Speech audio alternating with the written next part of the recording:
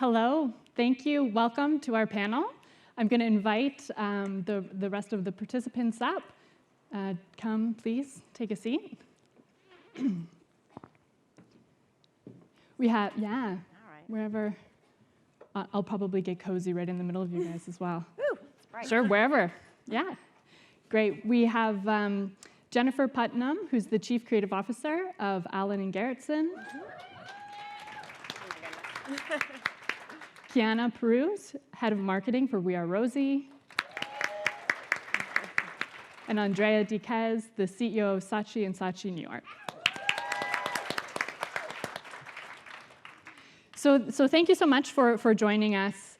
As the introduction already came in, what's so fantastic about this particular panel is that not only have these women been able to spark dialogue within many key leadership issues that we're here to talk about today, but they've actually been able to do something about it, really manifest change. And that's what we're here to talk about, because often that comes in the face of adversity. So in order to just kick off our time today, we're going to understand a little bit more around the individual journeys that each one of these women have been able to overcome, and what role adversity played in shaping their leadership style, and how they focus their business. So one of the really interesting things that we talked about when it came to adversity was the idea that everyone feels it in a different way. And sometimes it's personal, and sometimes it's direct, or sometimes it's societal or cultural. So we'll talk a little bit about that and how those different ways that adversity manifests motivates our ambitions and what we're focusing on. So Jennifer, starting with you, you really were the woman on the panel who faced maybe the most direct adversity. And tell us a little bit about why you accepted your client's challenge to open up your creative process to a group of freelancers in order to spur diversity of thought with an existing account, why that was so important for you to take on, who told you it couldn't be done, and why. Wow, all of it in one. Okay. Yeah. Well, let me tell you, yeah, so my story specifically is around a recent process I went through where I led a very unconventional pitch process where I actually went nationally looking for freelance-only teams to pitch for one of my largest clients. And I know that's going to sound a little bit bizarre, but she was a new CMO to the brand. And when she came to me, thinking about looking for an agency search, which often new CMOs do, she said to me, listen, I'm feeling like we've got a good rapport with each other, that you know what my vision is, that we have a lot of shared beliefs in terms of purpose-driven work. And so rather than sort of accelerate an agency search, I'm wondering if you would work with me to look for a broad talent search. And this is something that, of course, was very unconventional. In talking with her in the first few minutes, she said to me, you can say no if you want this. The thing about me is the minute you say that, you can say no, I know it's something I'm going to want to do. So the minute we started talking about it, she said, what I'm going to ask you to do is I'm going to ask you to source through your network. She asked me this because I've worked for many years in Chicago. I'm now in Boston, but I've worked in a range of agencies, from general agencies to purely digital shops, consultancies, technology companies. I've also been client-side briefly, and I'm now at an integrated shop. So she said, let's go through your network and let's source those teams and help me figure out how we're going to get the greatest range and breadth of ideas. Now, the important thing for me in this point, too, is I said to her, I'd love to do this. I want to do this with you, but I have some criteria that I want to make sure we address. And that is the way I wish more brands would run their pitches. First and foremost, I said to her, it's going to be really important that an essential communication is that we want diversity of talent and thought and teams, for sure. That collaboration is going to have to be key, that we're going to run this with transparency and humanity. And finally, that no sort of industry egos need apply. And we were off and running. So long story short, I sent, went out through the ethers, had lots and lots of freelance teams respond. It was really wonderful. I think 40 plus teams raised their hands. I culled really quickly down to 30, and then I wrote a really unique RFI that had questions in it that were getting at substantive answers about who these people were as people before they were creative thinkers. And that really made a difference in terms of how I read their responses and thought about who I wanted to work with. From those 30, we culled down to 7, and then of those 7 teams, we had a really wonderful balance of gender, a 50-50 split, LGBT represented. We didn't have a lot of minority, but when we finally got to the pitch process, what was really exciting as we briefed all the teams is I looked around the room and every single team was over 40, and that was a real win for me as well. The reason I raise this again is just because, and the biggest reveal for me in this process was that while this was a very progressive idea on my client side, I also found within the process that clients are still very antiquated in terms of how they treat teams, how they treat agencies, how they treat, how they work, pitches with some humanity attached to them. And that's something I really hope that we can continue to help our clients, help us to help them once again. And so that was one of the key drivers and one of the reasons I took the assignment in the first place as well. That's great. Do you want me to talk about some of the? Well, yeah, we'll come back to that. Okay, I would great. love to introduce the other ladies Yep. and the impossible tasks they were able to overcome. Yeah. Kiana, we talked a little bit about how a lot of the adversity you felt while working within the agency world really came more from a societal perspective, from a cultural perspective. Tell us how that showed up for you in your agency life and why that sparked you to leave the space and focus on building a whole new business model alternative. Yeah, absolutely. I have been working in agencies and creative, integrated shops for a little over a decade, and it always struck me why the team brainstorming doesn't represent the demographic being marketed to. And so I was never senior enough to make that suggestion, but at one of my more recent roles, I was a VP, so I tried to use my position of power to create that change, and it was just met with so much resistance because of we have the data, we have the statistics, that's what we sell to the clients, and ultimately, I left, and I was like, you know what, maybe this isn't for me. And so We Are Rosie, where I work now, is about 2 years old, and when the founder, Stephanie, called me, she was like, listen, I'm doing something different. I bootstrapped an agency. Really, really awesome talent are leaving and going freelance. And I want to provide access between the freelance talent across all marketing, media, creative, to brands and agencies that are looking for this talent because of these needs of diversity. And now I am literally in the middle of a process watching some of our clients who have full-time staff that might not be representing their demographics, and they call us to, tap the right people to, answer these pitches and these briefs. And it's really just a beautiful manifestation of the last couple of years of me thinking there's no place for me here anymore. There's no way that we can affect systemic change, but to be at an organization, a startup really, where, it's beneath the surface. You can't really see that it's happening. It's talking to VPs and SVPs at agencies and, creative leads who are embracing this new model to solve some of these bigger systemic problems. And, as someone who's an immigrant, we saw downstairs that representation is everything. Seeing yourself on the screen is everything. And so if we can just help push that forward in any way, I think, that's taking something that is met with resistance impossible and making it possible, against all odds. That's great. And Andrea, it was so interesting when we had our kind of pre-conversation and we were talking about this idea of diversity. You said, "Oh, I felt very supported in my career so far." And so we were talking a little bit about, the angle to take really within this conversation. And what sparked such an interesting dialogue for us was the idea that you do have to break some rules, but the rules that you're breaking are more kind of within the policy and the systems that surrounds the modern workforce that you've been able to build. Can you tell us a little bit more around why you focus on that system level and why that's so important for a leader in terms of maintaining this modern workforce? Yeah, so I've been very lucky, as you said, because I never faced these barriers of, you can't hire somebody that's diverse, or you can't hire a woman, or I never faced that, so I've been very lucky. So, from the beginning, when I was able to hire people, I always went for diverse teams because I know they work. And maybe it's because I'm from Venezuela and I'm already a diversity, a diverse person in the meeting or in the room. I think that diversity can be met, right? So you meet quotas, and it's like, oh, you have to be 63%, 78%. that can be done. Anybody can do that. The problem is, or the challenge is keeping it, right? And for that to happen, you actually do need to change some policies, and you do need to adapt the environment so that people can thrive.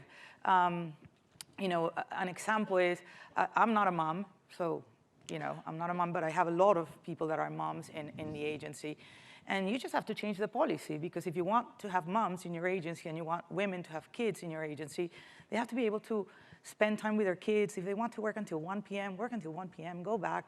It's not, you don't have to actually change much in terms of the system to do that every day. And as bosses, you have to do that. You know, I changed the maternity law and the paternity law, or policy, not law. That's harder. Do it. That's harder. Do it.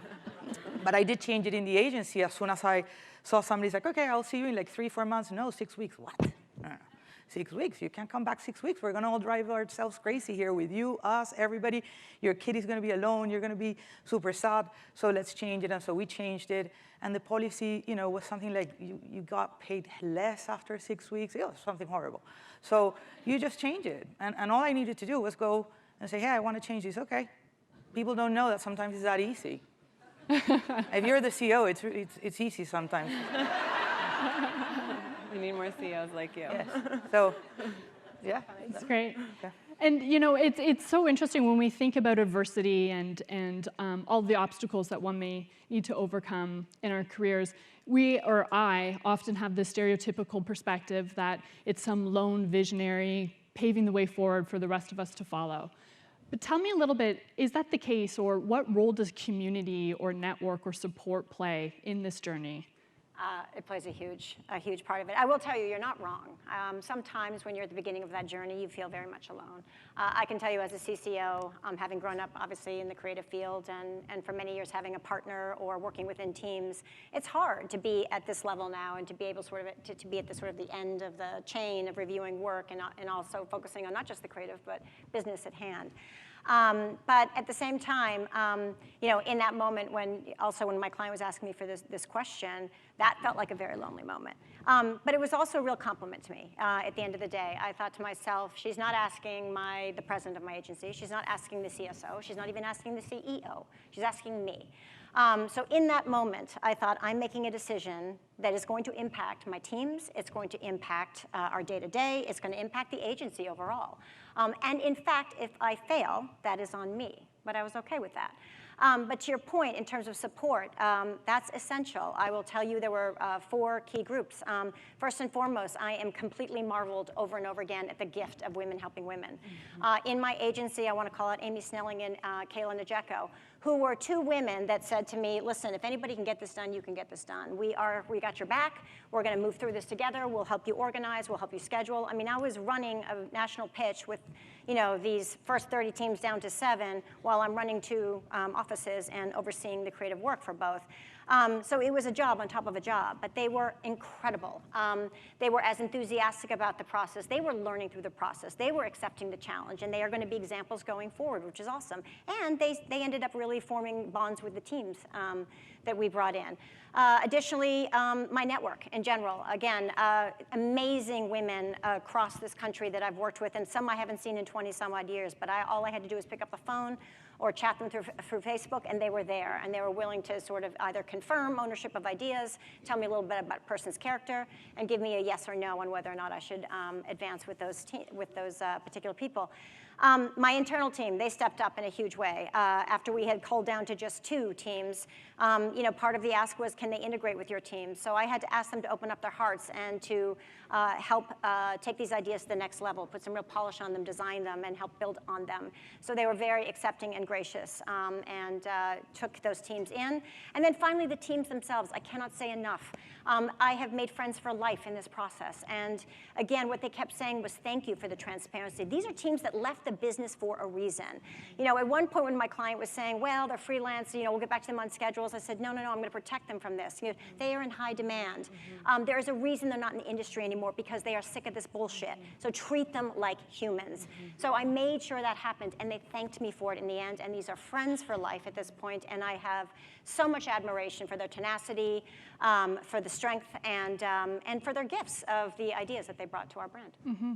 And Kiana, for you, what role has clients played, within this journey and creating the right conditions? It's actually so related to the idea of community and network. I mean, just hearing Jennifer speak about positioning a pitch through disparate teams, through teams that are not set, through, who have to learn the positioning of the client work. It's totally not status quo, and you're pushing for change and advocating for an idea that you have to be confident in.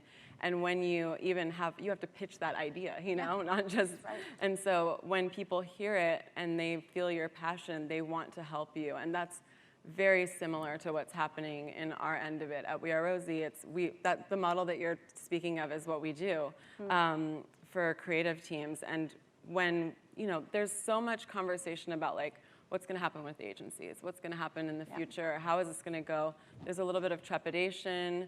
There's in-housing. And, when people just hear a solution from us or just our ideas, they're just like, ooh, we really, really want to help. How can we help? Okay, and maybe like a client might not be ready for it, but then they'll introduce us to somebody else. And, then it's just a snowball effect. We call it Rosie magic. And it's a snowball effect, and it never ends. And it really makes you realize that this is a community of people that want to make it better. There might not be a very clear path to making the industry better, but when there's something in front of them that seems promising and hopeful, like that galvanizes people to do whatever they can to be a part of it and to help you accomplish that, from our board of advisors, which includes Nancy Hill and Cindy Gallup, who are here, and to clients, to freelancers, to anybody in the industry. So it's really like, it really makes the client and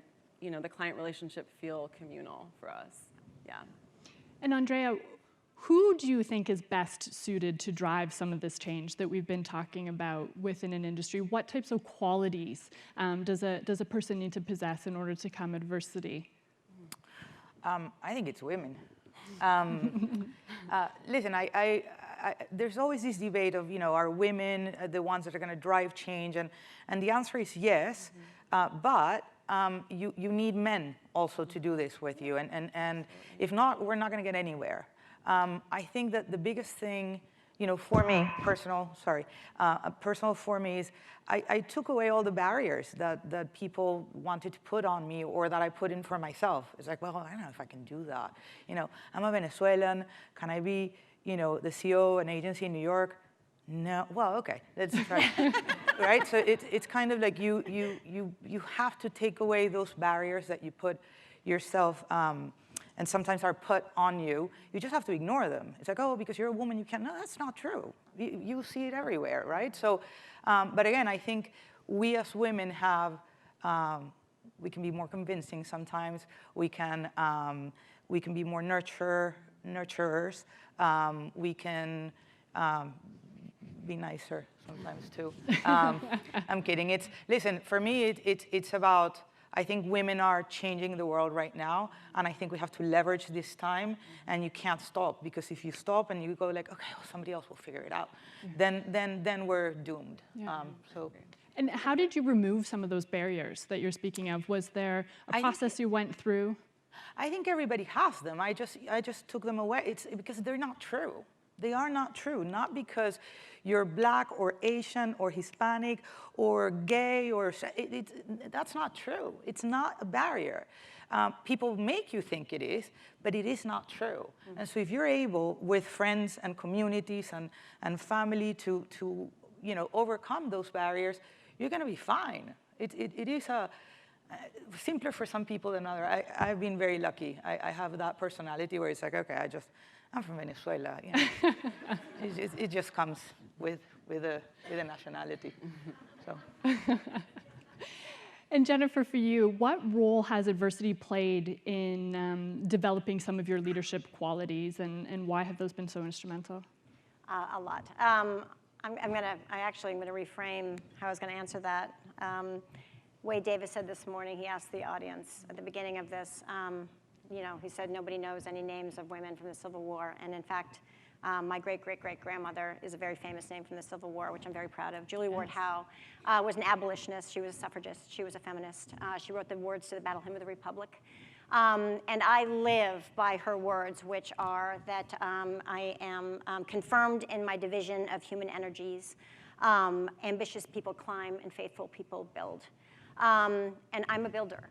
I am faithful to myself. I am faithful to the people I know and I believe so strongly deserve to be in this business.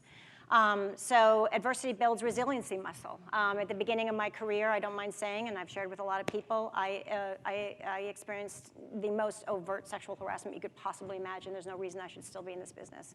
Sexism throughout my career, and even in some soft sexism, unconscious biases ways today. But in fact, I think that has made me a more empathetic leader. I think it has made me a better executive. I am much more aware of the people in the room, how people are feeling, body language. And frankly, every single one of those instances I just draw on for the next one. I kind of think of it as like this, it sounds weird, but like this slingshot. Like when you first try a slingshot, it goes, you'll pull it so far and the rock will go that far. Then you pull it back a little bit more and it goes farther. Then you pull it all the way back and you go, And I just feel like with every single challenge, it's just like I'm pulling it farther back and I'm going farther. And that's not because I'm trying to, honestly. It is because I'm leading the way I want to lead. I'm leading in a way that's comfortable to me. And I'm making decisions, again, based on being faithful to myself. Yeah. And Kiana, for you, why has adversity been such a motivator to take action? Yeah, I mean, just to build on both of the responses, I think the stories that we're told to tell ourselves that we're not enough, that's very powerful. I meditate to combat those stories, and you can write your own story. It's very hard though, but it takes a lot of work to know that the stories are not you. You can just be whatever you want every single day, and it's daunting, but it's true. And then, I also experienced, yeah. Not bad. some things in my younger years and continued. And when you're in the moment, you feel so helpless and trapped.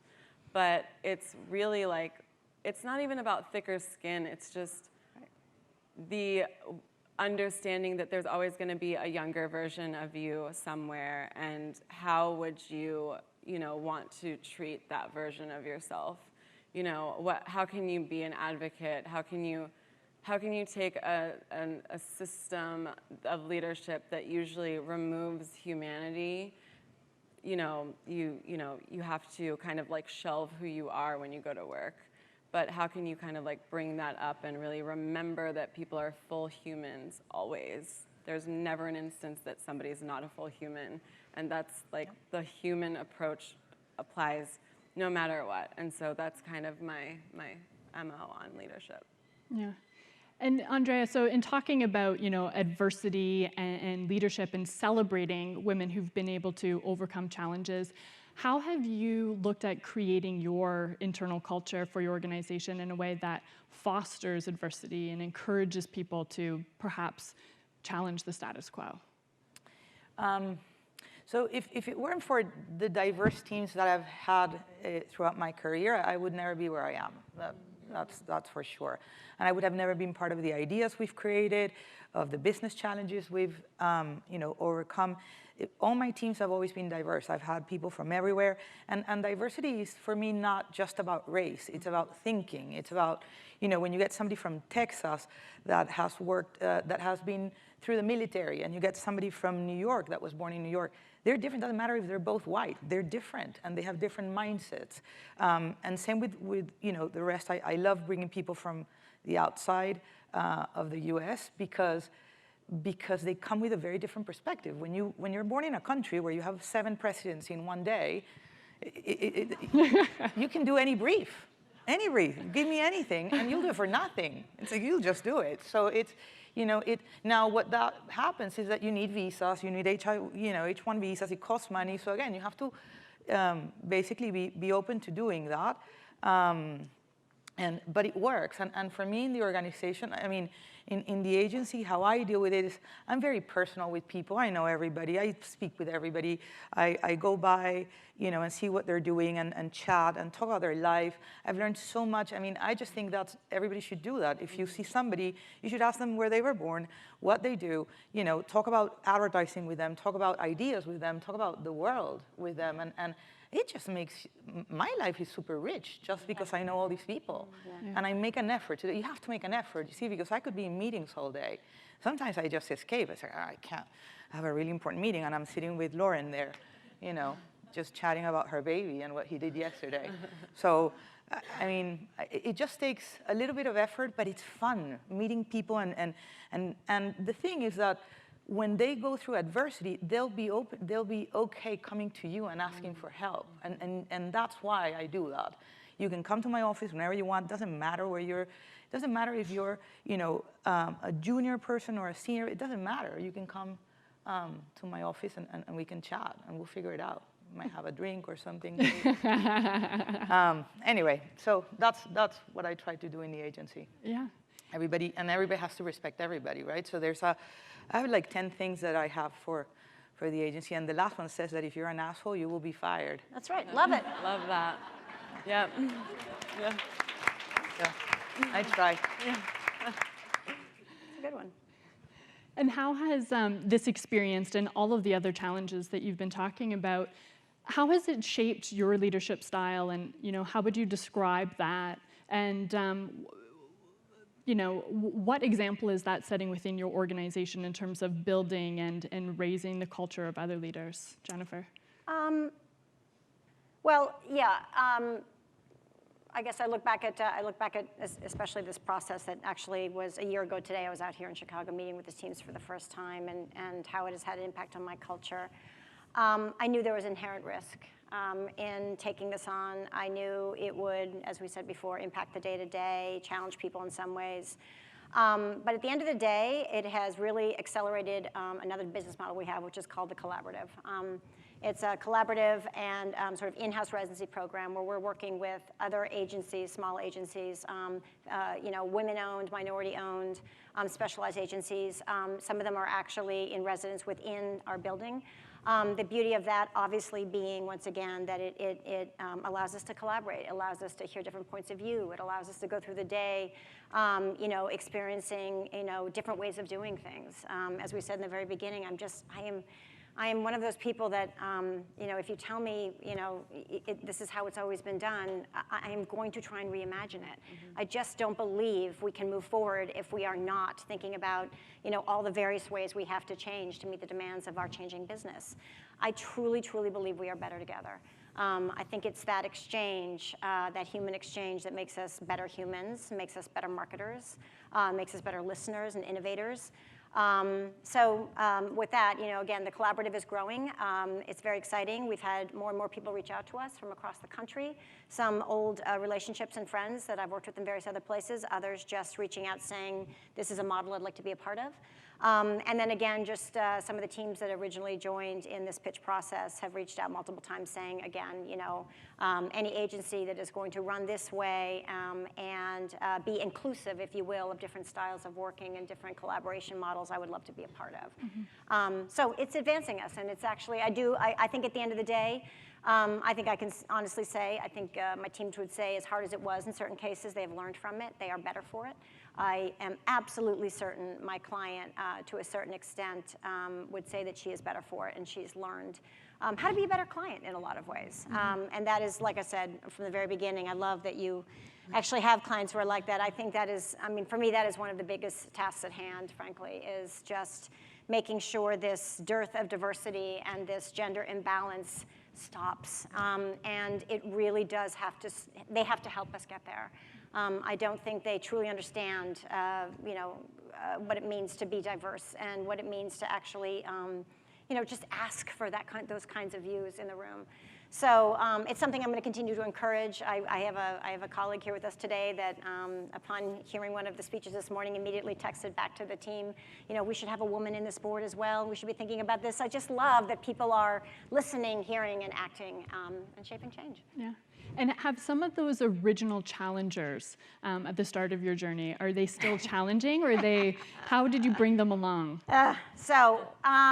I didn't talk about the outside challengers. So my inside challengers, yes, a little of them, most of them have come around. Some of the people inside my agency thought, well, you're crazy, why are you taking this on? You already have enough going on. You're never going to convince her to go with non-traditional teams or teams she doesn't know. And that wasn't true. My client and I worked really well together, and we got to a good compromise on teams. That said, the outside ad world in Boston, predominantly male, took issue big time with this process I was going through. I haven't even shared this with all my colleagues, but I got a lot of really unpleasant direct and indirect feedback on the process. You know, things like, how could you possibly do that to your teams? When I thought, well, you don't know me then and my teams and the relationship I have with my teams, because they trust me and they know they mean the world to me. And there are other factors at stake, obviously. They ask questions like, why in the world would you go freelance? And I sure as hell hope you're going to pay them. And I said, of course I'm going to pay them. I'm going to advise my client to be a good human. Then they ask questions like, and really, are you looking for the best creative, or are you looking for diverse creative? Which you knew, hard eye roll. And then finally, some of the men locally that wanted to throw their hat in the ring, no surprise, asked me, well, do I have to show you my work? And am I reporting to you in this process? And I said, well, in fact, of course you are, because I'm going to be the CCO on this. Unfortunately, I will say, honestly, my client did actually engage one team against my better judgment. A male team that in the process decided they did not want to show me the work at all. So I had flown out to Chicago, met with teams and reviewed it, and every other team wanted my input and wanted me to help build and wanted me to bring the insights to the table. They kept saying, yep, thanks, Jen, we'll see you at the review. Thanks, Jen, we'll see you at the review. And I'm not a vindictive person, so part of me thought, okay, well, maybe they are that special, and maybe they'll show up with something extraordinary, and if they do, I will tell them fantastic, because I want this to be a success. But they went down in flames, and I in flames. They were off brief. They were too traditional. They didn't think holistically. They didn't want to hear the fact that I know my client really wants positivity. She doesn't want emotion to burden, take it too far down. So yeah, I'm not a vindictive person, but I will say I felt incredibly vindicated. And yeah, I continue to hear things, but it's fine. It's been a success, and I'm really pleased to have done it. I would do it again in a heartbeat. Yeah, and Andrea, you were saying too that really creating those proof points along the way can become so important in terms of bringing people on board to your vision and where things are going.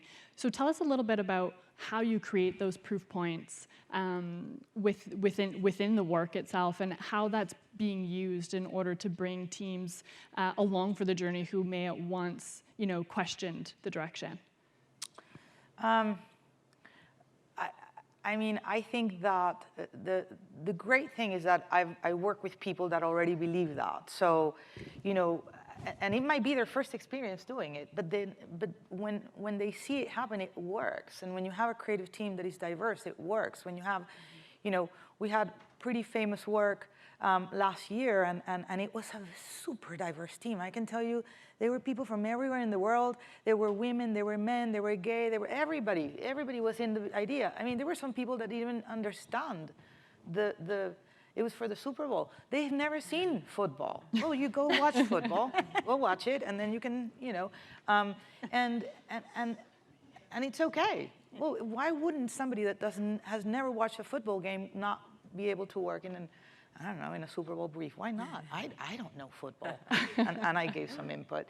I think those are kinds of things that I know work. For me, I aspire to have more women creative, more women of color creative in the agency, and not only bring them in, but keep them and keep them and get them to growth.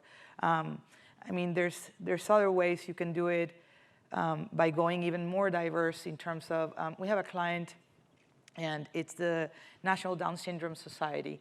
And they're amazing, and they came to us with a big challenge. It's like, we have to change a law. I was talking about laws before. It was really hard, and we've helped them change one law. They have to change 4 more. And it's about discrimination of people with Down syndrome. And so we didn't only just do an idea for them. We didn't only help them change a law. We actually brought in, and we bring in interns that have Down syndrome in the agency, because people have never been, I had never known anybody with Down syndrome, and I love them. And they do so much greatness in the agency when they come. You bring the person in the meeting, they have an opinion, they can do much more than anybody thinks. So you give them the chance. So for me, those are proof points. You have to do it, you know? It's like, okay, I want more Black women that are creatives, great. I want more Latin women that are creatives. I want people with accents in the agency. I love accents. Well, I have an accent. I love accents. You know, those are the proof points. You just have to, do it. You can't just talk about it. Action is, I guess. Yeah. And Kiana, for the work that you're doing with We Are Rosie, which really is looking at, as you were saying, building an agency, so to speak, a modern agency out of diverse group of freelancers. Tell us a little bit about what type of leadership style you need to take on there and how that's changed kind of from the traditional agency setting to... Yeah, it's pretty wild because it's actually a new model. It's like it's shifting the idea, and it's not saying, oh, it's replacing anything. It's saying this is a new way of doing something, because the end result is always going to be there, you know. And it's really about we have some kind of, you know, internal values. One of them is that we speak clearly and transparently, and I think that when I read that, it was a little bit radical to me because we kind of are in this industry where it's like, you know, passive and like, we're marketers, so like, of course we're gonna spin everything. But, you know, like one of our tenets is we speak clearly, and that really makes a difference with everyone we interact with, from brand leads to agency leads to our community of consultants, because that just means that we're accountable for everything that we say, and we believe in our mission. And so, you know, there is so much leadership because we're carving something new, trying something new, and bringing people on that journey requires a leadership position and a leadership role because of the level of confidence that you have to convince people to break the status quo, or to even consider that it is possible and not, you know, a weak model because of the status quo, because it's always been done this way. And so just doing it every day and having conversations, and really also I think listening is a really key aspect of, you know, leadership for me and for us at We Are Rosie, is listening to what the needs are versus kind of customizing everything, you know? Does every project require the same process, or does every project, can you be flexible? It's really like, can you be flexible? Can you really kind of, you know, juggle, or like, you know, identify the places where you can make changes, whether it's in process or expectations for every individual client and every individual project. So it's a little bit of flexibility and just listening, yeah. And, you know, just going back to the theme of the panel overall, which is, tell me it can't be done, I'll do it twice and take pictures. We'd love to hear, what does your picture of success look like at We Are Rosie? Our picture of success is really embracing new models to get the best work done, but also keeping people first. It's the work is done by people. The clients are people. Creating a more humane way of working. What is a 40-hour work week? Do we need that? And that's really not what we do in advertising anyway. Why is remote working scrutinized? Can we embrace it? It's just this embracing model of a future that allows work to fit into the person's life versus otherwise. Yeah. Great. And Andrea, you know, words of wisdom, perhaps, from your career. I was actually chatting with a colleague before heading into this, and I was saying, you know, what would you want to get out of this panel? What do you want to hear? And one thing that came through loud and clear was, where do I get started when I have a leader and I maybe don't agree with what they're saying and I need to challenge that status quo? What tips would you give someone? Well, I believe that you always have to, you know, you have to speak your mind. And the worst thing that can happen is that they fire you. They're going to kill you, fire you, and then you get like 2 weeks of severance, and then you go get another job. I mean, that's the worst thing that can happen. So, and I've gone, believe me, I've been in many meetings, and I don't know if you see, I'm a little outspoken. So, you know, I've been in many meetings with many of my bosses, and I just don't agree, and I get emotional about it, and I don't care. They can like it or not like it, it doesn't matter. If they don't like it so much that they don't appreciate a different point of view, then I shouldn't be there. I shouldn't be there. So, I mean, I think that you have to, it's what I was talking before. It's like you have to believe in yourself. You're good enough. This word minority is bullshit. Yeah. You know, you're a person. Everybody's a human being. And not because they make more money than you or because they're more senior than you, they can be assholes. That's what I think. Sorry for the cursing. But I just think it's, you know, we as women get really, like, we think too much about what's getting in the way versus just say it. Just say it. I don't want it. I don't think this is right. I don't think that we're treating people right.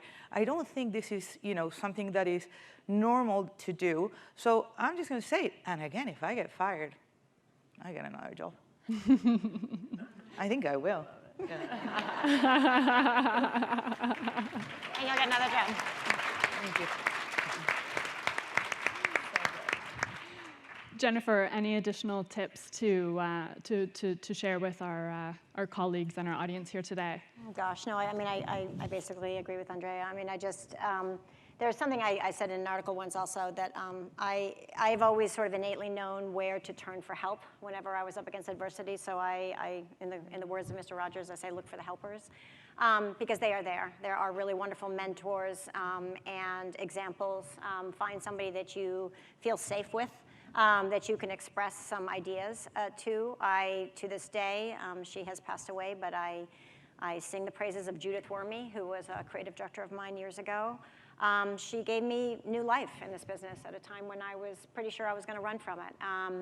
But she was my helper, and she was somebody who listened, and I learned from her, and she was motivated by her gut, and she had this famous Judith Wormy scream whenever she heard work that she loved, and I think some of my teams will tell you they hear that from me sometimes too. I'm expressive if I like something. But like I said, look for the helpers, be yourself. Every single person who wants to be in this business damn well deserves to be in this business, so. Great. Well, thank you everyone so much. That's our time today. Enjoy the rest of your session.